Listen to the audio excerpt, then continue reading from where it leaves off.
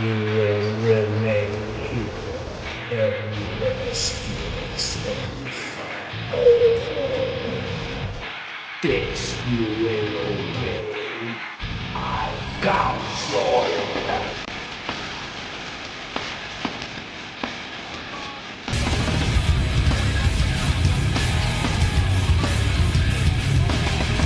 What is up, guys? It is Lucky Punch Sports, and today we're back going over my card overview and betting picks and predictions for UFC 311 Arman vs. Islam 2, taking place this Saturday in LA. And the first fight on the main card is a middleweight matchup, two unranked guys but very talented fighters, in Kevin the Trailblazer Holland and Renier the Dutch Knight de Ridder. And de Ridder is in his second UFC fight after being a double champ in ONE FC. And he'll be going against one of the most active and exciting fighters on the roster in Kevin Holland. They call him Big Mouth for a reason. He loves to talk, but he let his hands do the talking as well. He's a fast and twitchy athlete with a versatile attack on the feet with his kung fu background.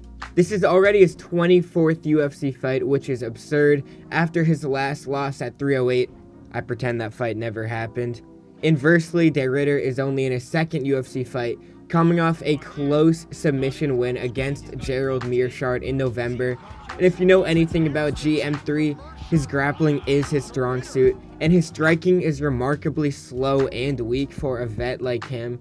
But the Dutch Knight was outstruck by Meerschaert and was extremely gassed throughout the grappling exchanges, making a ton of mistakes. To be honest, de Ridder looked like he's never fought on his feet before, never boxed before, didn't look great. He may be an ex-double champ, but by UFC standards, he does not impress me at all. Holland's grappling is strong enough to neutralize de Ridder's specialty on the ground, and Holland's speed and energy is a lethal combination, and I'd look for Holland by an early knockout. But the main issue with Holland is if he's fully locked into the fight. I know he was on Mighty Mouse's pod saying he doesn't even know if he's going to listen to his coaches, what type of finish he wants. A fully active and ready Holland gets a round 1 KO here, but we will not always get to see that. He's always active, always fighting, but just not always winning. But at the worst, I think Kevin Holland toys around with him and cruises to an easy decision win. So my official bet will be a round 3 KO. He could do it in round 1, but he won't. But a decision is not off the books here either. And the second fight on this stacked main card is a lightweight banger between Benny Dariush and Renato Money Moicano, a unique matchup between Dariush, who's been kind of stagnating against very tough opposition, and Money Moicano, who's undergoing a career revival at 35 years old. Money Moicano is simply fighting like he cannot afford to lose. He's won his last 4, including a dominating performance against a still very promising BSD Benoit Saint-Denis. He absolutely made him bleed. He dominated on the ground and finished it between rounds. He possesses exceptional grappling, and I'm in love with his body control and how he wins almost every angle and position he finds himself in. He dealt a ton of damage to BSD using those elbows on the ground, and he finds unique angles to punish his opponents through his great grappling. Dariush will have a challenge here as Moicano possesses all of the momentum going into the fight, no doubt about it. Dariush lost both his last 2 in the first round. However, they were against Arman Tsarukyan with a crazy knee and Charles Oliveira, so not exactly pushovers in the division. But Dariush has decent defensive grappling, and it may be enough to weaken Moicano's greatest asset in the fight. And Dariush's chin has been tested, it has cracked, and failed his last 2 fights, and he has not finished a fight himself since 2020. But the current bandwagon on Moicano's side may push the betting lines in Benny's favor. Moicano is going to be the slight favorite, around 180 going into the fight. And Dariush has better hands than most remember, as well with quite a bit of power. Although he may be closer to retirement than he even knows, at plus money, I still like Dariush by decision in a fight where he wins the fist fight with those heavy hands and does just enough on the ground to avoid a submission and go to points or a late stoppage. And now a huge light heavyweight bout between Yuri BJP Prochazka and Jamal Sweet Dreams Hill, the number 2 and 3 ranked contenders in the division, and Yuri and his Bullshito will face off against Jamal Hill, and these two are both two of Alex Pereira's victims at the top of the division at 205. And in 2023, Jamal Hill took UFC gold when he beat Glover Teixeira in a battle for the vacant title. It was a really fun fight, but he's only fought one time since then, getting flatlined against Pereira at 300. However, if you ask Hill, he was not ready, even though he threw first after the stoppage, but it does not count. Hill is a slightly unorthodox striker with sloppy footwork, but he has good chin and heavy hands with knockout power for sure, and I think he's 100% underrated because of all the hate he gets with those Twitter fingers. It is kind of his fault. But when you're speaking of unorthodox, Yuri should be the first name that comes to mind. Whether it's his unusual training, the fact that he thinks he's a samurai, or how he blocks strikes with his face, you have to admit it's gotten him this far in the UFC. And before he met Poatan, his last loss was in 2015, 10 years ago now. So he also had his first taste of UFC gold by choking out Glover a year before Hill beat him himself. He has powerful striking and demands respect on the feet. He dominated Rakic in between his knockout losses to Poatan, so expect this fight to be entirely fought and most likely ended on the feet, and we could see a knockout as soon as the first round. Yuri leaves himself exposed but tries to draw in and bait his opponent all the time. Hill is very talented, fighting in the pocket, and will be able to land on Yuri, especially with Yuri's unorthodox form while in the pocket. And Yuri will come in as the favorite, but Hill's outside the octagon antics definitely have turned fans and potential bettors and bookies against him. So in a battle of weird strikers, I'm taking the underdog Hill to knock out Yuri and give him sweet dreams. And now the co-main event and first title fight on the main card is going to be Merab the Machine Dvalishvili, the underdog, in his first attempted title defense against Umar the Young Eagle Nurmagomedov, the number 2 ranked challenger at 6-0, and Merab's first title defense since he throned Sean O'Malley at the Sphere will come against cousin Umar, and Merab is known for being a cardio machine and spamming takedowns throughout his fights. He set the UFC record with 49 against Petr Yan. Against beanstalks like Sugar Sean, it worked extremely well, as Sean had no way to defend it and couldn't land any damage throughout the fight. But the problem is Umar Nurmagomedov, or as he would say in the third person, Umar Nurmagomedov, is one of the most well-rounded fighters in the division. If Merab wins this fight, how do you think he would beat you? He will not. I can't imagine how he will beat me. He can hold me. Okay, maybe he will take me down one time, but he have to hold me there. He can't. I can wrestle too. Don't forget about that. But I can finish you. If you will leave me back, I'm gonna choke you. Be careful. Umar has fast, twitchy kicks, is supremely good at keeping opponents at range, and is lethal in the wrestling department when in range. My favorite part of his game is his infighting, where his takedown threat leads to a lot of openings for him to exploit, especially to the body. He is a talented striker and showed it with an impressive performance against a very tactical Sandhagen, and maybe it was all that time in the jacuzzi. Best moment, same night we fight for the title. This is the best moment. It's gonna be best moment. And about Islam, he How all the about time. jacuzzi? You can come. I was not You there. can come. But Umar's cardio is nearly as impressive as Merab. Merab will struggle when his offense isn't working, and he doesn't land a lot of damage even when he does get takedowns. Umar will find a ton of openings as Merab goes to shoot, and Umar seems like a perfect counter to Merab's game plan and should be able to land a lot on Merab. Even if a few takedowns do land, which they will, there's no way a Nurmagomedov is getting choked out against such a non-active wrestler like Merab.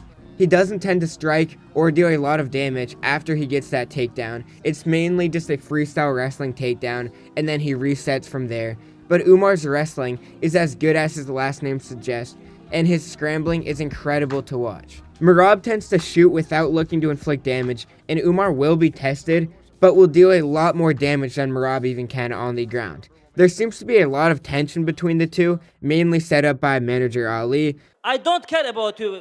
Mirab, listen Don't to talk me. in personal, Listen, okay? listen, I don't listen did to me, anything Mirab. bad Listen for to you. me. I was always respectful for you, okay? You Listen have to to me, be Mirab. man first, okay? Listen to me. This belt, the money, everything else, okay? You Listen have to to be me, the Mirab. man first, okay? I don't give a okay? I don't give a shit about Don't belt. worry, calm About- down. But Merab seems emotional going into the fight, which would probably help Umar. Merab has never been knocked out, and Umar is still undefeated. But Umar will punish Merab with a convincing win over a bloodied Merab. We could see a finish. He's been hurt by Marlon Moraes before, but I would say most likely we see Umar by a very confident decision win. But then you say Leon, but then he's Brother, got who this guy? He don't have question. He just listen us. And now the main event, what you've all been waiting for, a lightweight title fight between the champ Islam Makhachev versus the #1 ranked contender Arman. I'll leave that up to you, Tsarukyan, the #1 ranked contender. And if anyone can beat Islam, it would be Arman. Obviously, they fought before, which was an absolute battle that Islam won. Arman is the best of the newer era of lightweights. However, Arman's UFC comparison would be Islam, albeit just slightly worse. He says he has a secret move coming, and he may just need something hidden up his sleeve to beat Islam. Islam is the closest thing we've gotten to an unstoppable force like Khabib, besides when Islam got knocked out by Pantoja. His takedown threat makes his striking just as dangerous. However, we saw it from Dustin Poirier, where simply not being afraid of the takedowns means he will challenge you on the feet. The trick to beating these uber talented grapplers with great stand-up is something every fighter has been trying to figure out since McGregor was choked out and dropped by Khabib. Dustin or Volk have been the closest to cracking the code by challenging Islam on their feet and showing no fear. It seems like the name Nurmagomedov scares off fighters from throwing before the fight even begins of the fear of the takedown. Arman is the perfect counter to this, with moves like his flying knee against Dariush and incredible grappling and wrestling that he already showed can compete with Islam. I don't think Arman is better than Islam, but he has the best shot out of anyone in the division. This will be a tougher test for Islam than many realize, and a decision win where both land a lot of damage is the most likely outcome. I could see a result similar to the Dustin fight, where Arman shows a lot of promise, manages to hurt or bleed Islam, but Islam will still win 4-1 or maybe 3-2 on decision as the big favorite. And before we get into my picks, we'll go over my past picks. So the lock of the night, something I guarantee to hit. If you need another leg in a parlay or just a straight up single, you want to see some green, you've been in the red. I'm 15-2, not bad, looking to improve that even more. And my main card picks are 54-36, so we're still climbing and improving from here. And now going over my official picks for the main card, we're going to start at the bottom, which is Kevin Holland versus Renier de Ritter. And I think Kevin Holland 100% wins this fight. Obviously, he has his kind of problems where he doesn't always show up to the fights. He doesn't always try. So who knows what we'll get. But I'm a huge Kevin Holland fan. I want him to win a belt.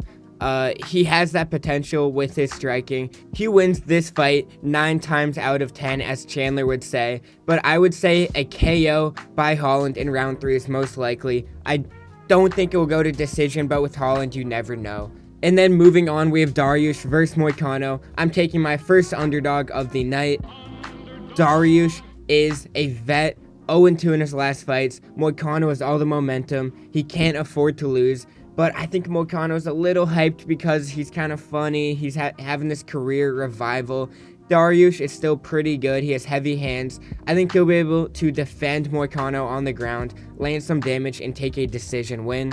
And then I'm going with another underdog in Jamal Hill beating Yuri Prochazka. This is another guy where Jamal Hill is overhated because of how annoying he's been outside of the octagon his last few weeks or months since he lost to Alex Pereira. But Hill's a very talented striker. He has heavy hands, and Yuri leaves that head in a lot. I think Yuri's going to get caught going in for a jab, maybe ducking down like he does. I think Jamal Hill knocks out Yuri in 2 rounds.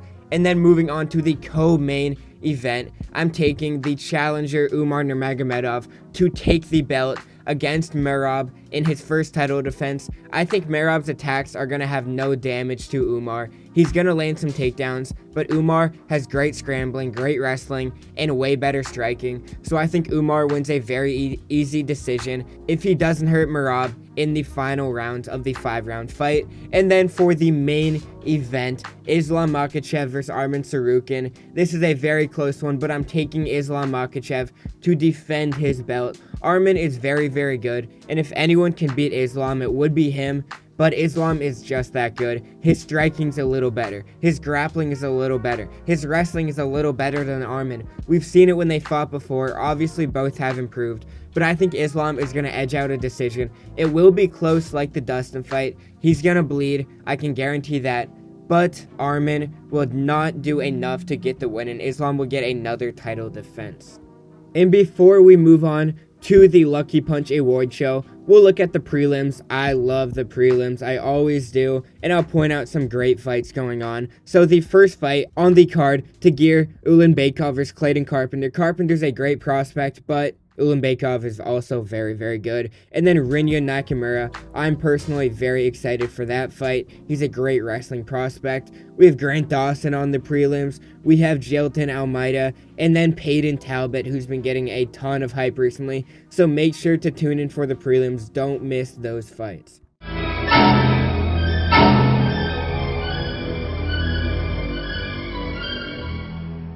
And the lock of the night, as I mentioned, it is the fight where I guarantee a fighter to win. If you need an extra leg on a parlay or just want a bet to hit, you take my lock of the night, and I'm taking Rinya Nakamura versus Muin Gafurov. I'm a huge fan of Nakamura and his exceptional wrestling background. Like Count Orlok, he uses it to ragdoll his opponents, and although Gafurov is capable in the clinch and in grappling exchanges, I see Nakamura as the man to win most of these exchanges.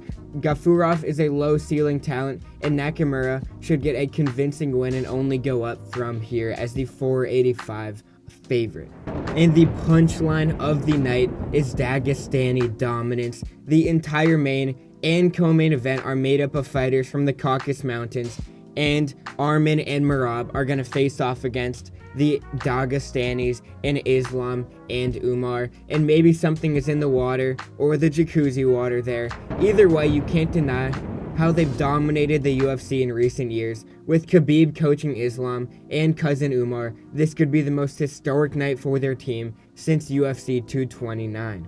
And for the Punch Bowl, the most electric fight of the night, I'm going with Yuri Prochazka versus Jamal Hill. Yuri is a spiritual man who will need all of his energy to take down Jamal Hill's and his sweet dreams. Although both are coming off losses, they are both exciting strikers with premium power. Each have the capabilities to draw blood and knock the other one out at any moment, so I'll put money on it that this ends in a knockout and will be a very fun fight. So that is all for the video today. I can't wait for the fights this weekend. Comment down below your picks, your bets. If you disagreed with anything I said, if you liked anything I said, I love to talk with you guys down below, talking UFC. And thank you guys for watching. Leave a like if you enjoyed, and subscribe to support the channel and see more. See you next time.